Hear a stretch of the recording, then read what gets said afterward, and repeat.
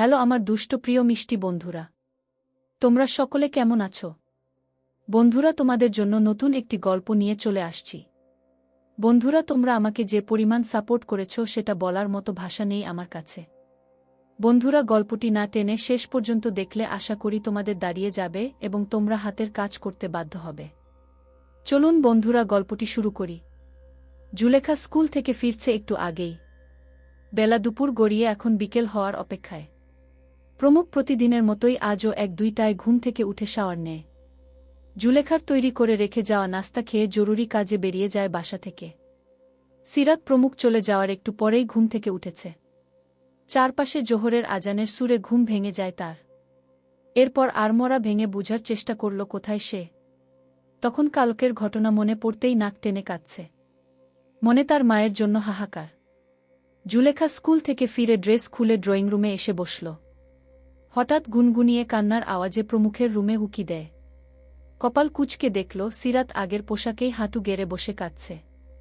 সে হতাশা মুখে তাকিয়ে বুঝল এত বেলায় না খেয়েই মেয়েটি কাঁদছে।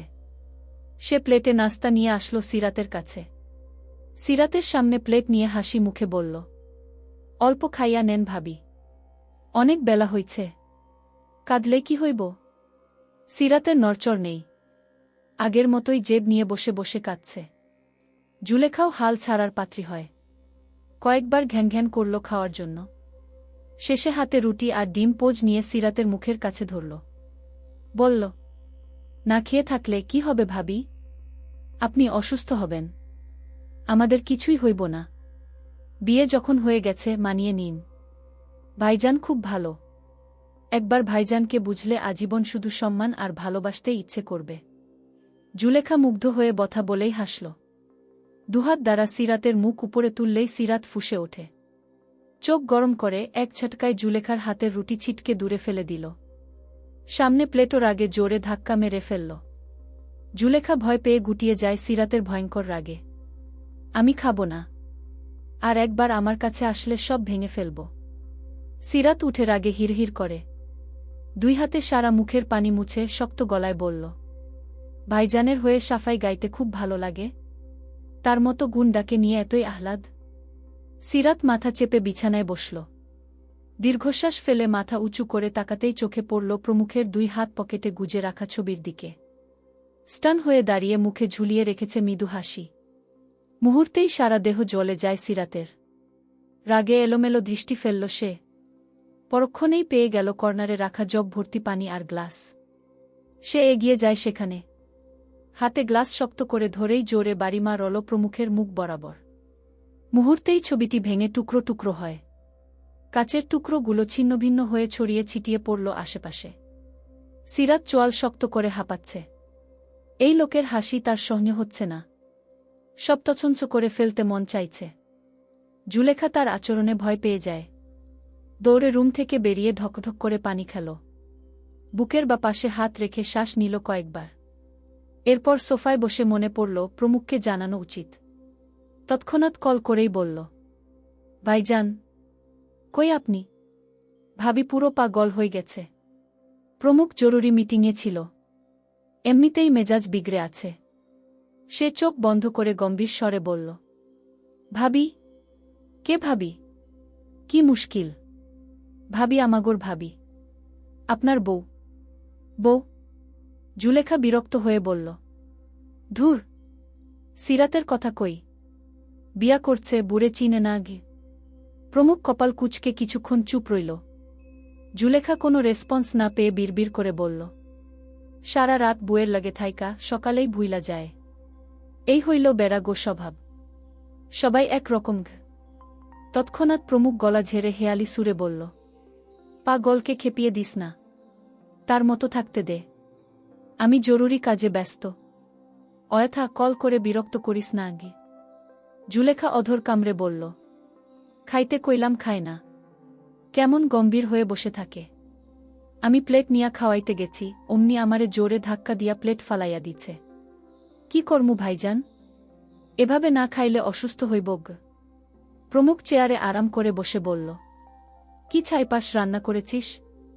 তোর ভাবি খাচ্ছে না, তাকে জিজ্ঞেস কর কি কি খায়, ওইগুলোই রান্না করে খাওয়া। আমি কিছু জানি না ভাইজান। আপনি জলদি আহেন। আপনার রুমের সর্বনাশ কইরা ফালাইছে গি। প্রমুখ চটপট প্রশ্ন করল। কি করেছে? জুলেখা ভয়ে হালকা ঢোক গিলল। যে রুমে পারমিশন ছাড়া ঢুকা নিষেধ, ওই রুমে প্রমুখের জিনিস ধরা ভয়াবহ দুঃসাধ্য ব্যাপার। সিরাত সেই দুঃসাহসিক কাজ করে ফেলেছে। প্রমুখের পরিপাটি রুমকে মুহূর্তেই দফারফা করেছে। যত্নে সাজিয়ে রাখা ফটো ফ্রেম ক্ষণিকেই টুকরো টুকরো করে ভেঙে দিল। জুলেখার চুপ থাকা প্রমুখের সহ্য হল না। গলা উঁচিয়ে বলল, থাপ্পড় খেতে ইচ্ছে হয়েছে? অসভ্যের মতো চুপ করে আছিস কেন? ভাবি, আপনার দেয়ালে টানানো ছবিতে গ্লাস ফিক্কা মারছে ভাইজান। জুলেখা চোখ বন্ধ করে একদমে কথাটি বলল। এহেন কথায় প্রমুখ হঠাৎ চেয়ার ছেড়ে উঠে দাঁড়ায়। চোয়াল শক্ত করে বলল, কি করেছে সিরাত? ছবি ভেঙে ফেলেছে। সারা রুমে কাচের টুকরো। আপনি আসেন। পাগলের মতো ব্যবহার করছে। আমার কথা শুনছে না গি। প্রমুখ কল কেটে দেয়। বার কয়েক লম্বা শ্বাস ফেলে নিজেকে ধাতস্থ করল সে। এরপর সামনে তাকালো। কবির সহ সবাই কৌতূহল নিয়ে তার সম্মুখে দাঁড়িয়ে আছে। সে কবিরকে বলল, বাসায় চল। তোর ভাবি আমাকে ভীষণ মিস করছে গি। সব সার্ভেন্টগুলো কোথায়? নাক ডেকে ঘুমাচ্ছে। তাদের রূপ দেখার জন্য টাকা দিয়ে রাখি। এই মুহূর্তে রুম পরিষ্কার করতে বলগ। কবির মাথা নাড়িয়ে ভালো করে পর্যবেক্ষণ করল রুম। পরক্ষণেই চোখ বড় বড় হয়ে যায় তার। সর্বনাশ! এই রুমের কি অবস্থা? সে মনে মনে ভয়ানক কিছু আন্দাজ করে দ্রুত সার্ভেন্টদের ডাকতে যায়। প্রমুখ চারপাশে খুঁজে অবশেষে বারান্দার গ্রিল ধরে বসে থাকা মেয়েটির দিকে চোখ যায়।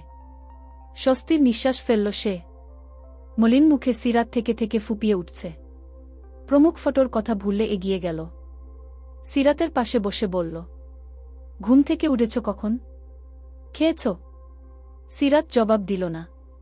সে একটু আগে প্রমুখের চিৎকারে ঠিকই টের পেয়েছিল লোকটি বাসায় এসেছে। তবুও হেয়ালিভাবে বারান্দাতেই বসে আছে। সে প্রমুখের কথায় একটু তাকায়।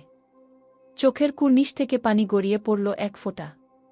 অতঃপর মুখ ফিরিয়ে আবারও আকাশের দিকে তাকায়। প্রমুখ হাঁটু গেড়ে বসে নিজেকে নিয়ন্ত্রণ করল। দীর্ঘশ্বাস ফেলে বলল, কি বললাম? কানে যায় না? হাতে মাথা এলিয়ে সিরাত চুপ করে রইল।